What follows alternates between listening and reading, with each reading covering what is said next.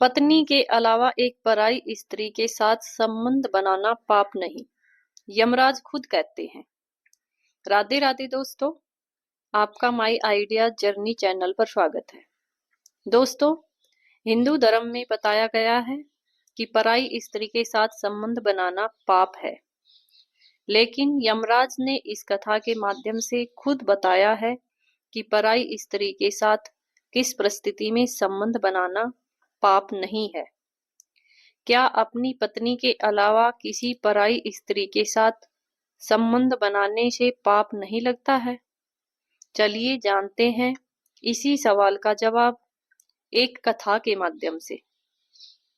हिंदू धर्म में पति पत्नी के रिश्ते को एक पवित्र बंधन माना जाता है, जिसकी अपनी मर्यादा होती है।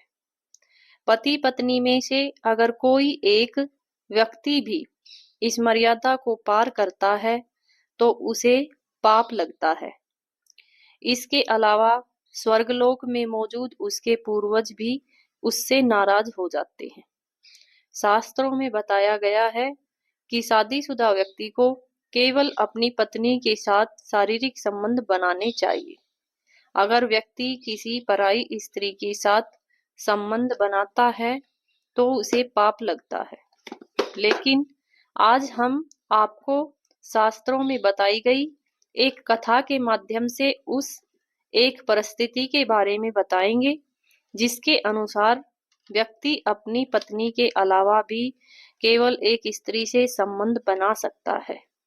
इससे न तो उसे पाप लगता है और न ही उसके पूर्वज उससे नाराज होंगे। क्या पराई स्त्री के साथ संग बना सकते हैं संबंध? आइए जानते हैं इस कथा के माध्यम से। कथा को पूरी जरूर सुनना, क्योंकि यह कथा आधी अधूरी सुनने से पाप लगता है। विष्णु जी के परम भक्त देव ऋषि नारद मुनि एक बार मृत्यु के देवता यमराज के पास गए और उनसे कहा कि हे यमराज, आप तो नरक और मृत्यु के स्वामी हैं। आप व्यक्ति को उसके कर्मों के अनुसार दंड और फल देते हैं, लेकिन आज मैं आपके पास एक सवाल लेकर आया हूँ। इसके बाद देवऋषि नारद मुनि यमराज से कहते हैं कि शास्त्रों के अनुसार एक पुरुष को केवल एक स्त्री के साथ ही शादी करनी चाहिए और उससे ही संबंध बनाने चाहिए। लेकिन आपने देखा होगा कि कुछ लोग अनेक विवाह करते हैं और अनेक स्त्रियों के साथ संबंध बनाते हैं। तो क्या ये पाप है? क्या इसकी वजह से उस व्यक्ति को मरने के बाद नरक में जाना पड़ता है? इस पर शास्त्र क्या कहते हैं? कृपया मेरे इस प्रश्न का उत्तर दीजिए। देवऋषि नारद मुनि के प्रश्न का जवाब देते हुए यमराज कहते हैं कि नारद मुनि, मानव जीवन के कल्याण के लिए आपने एक अच्छा प्रश्न पूछा है, लेकिन मैं आपको इस प्रश्न का जवाब एक कथा के माध्यम से दूंगा, जिसे सुनने के बाद आपको अपने सभी सवालों के जवाब मिल जाएंगे। यमराज कहते हैं कि प्राचीन काल की बात है।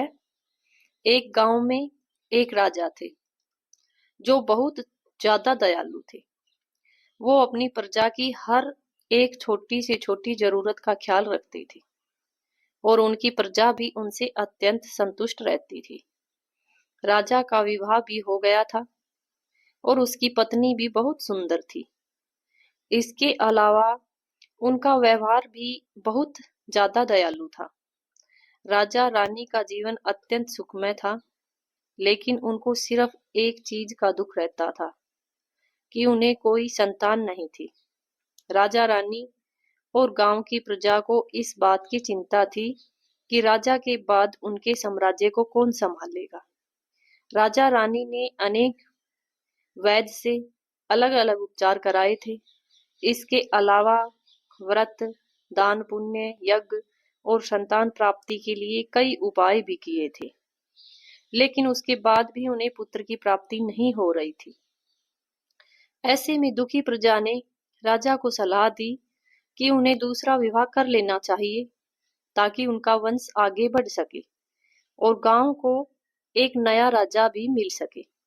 लेकिन महाराज अपनी पत्नी से अत्यंत प्रेम करते थे, जिसके कारण उन्होंने दूसरा विवाह करने के लिए मना कर दिया। इसके अलावा उन्हें शास्त्रों का ज्ञान भी था, जिसमें बताया गया था कि एक पुरुष को केवल एक विवाह ही करना चाहिए।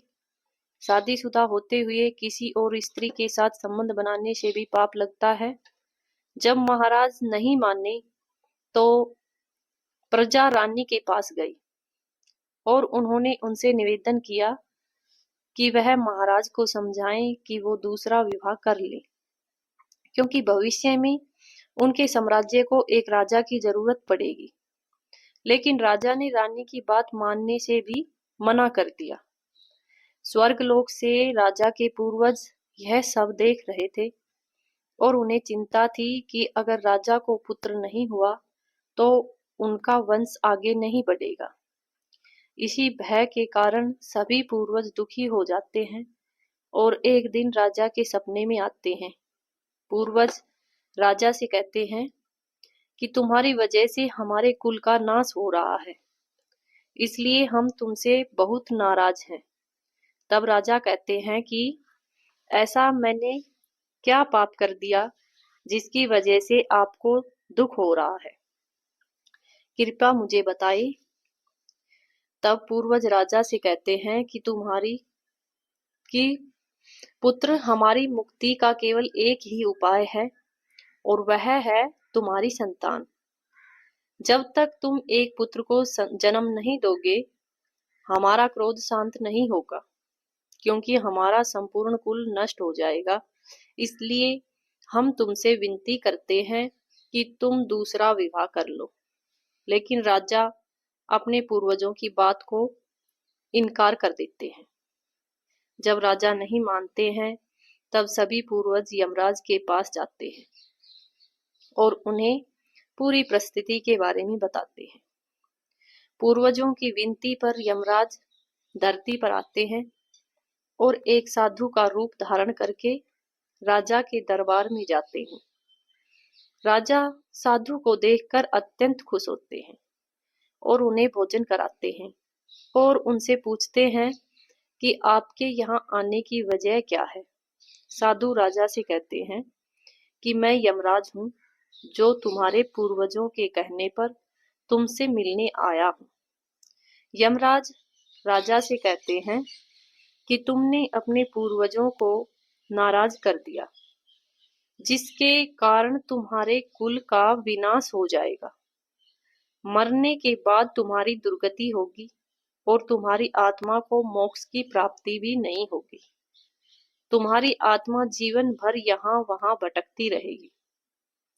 जब राजा यमराज से कहते हैं कि मैं विवश हूँ, क्योंकि शास्त्रों में बताया गया है कि एक व्यक्ति को केवल एक बार ही विवाह करना चाहिए और उसे अपनी पत्नी के अलावा किसी पराई स्त्री के साथ शारीरिक संबंध नहीं बनाने चाहिए।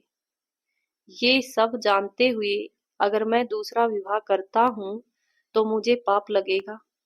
पाप का भागी बनने से अच्छा है कि मैं जीवन भर पुत्रहीन होकर रहूं।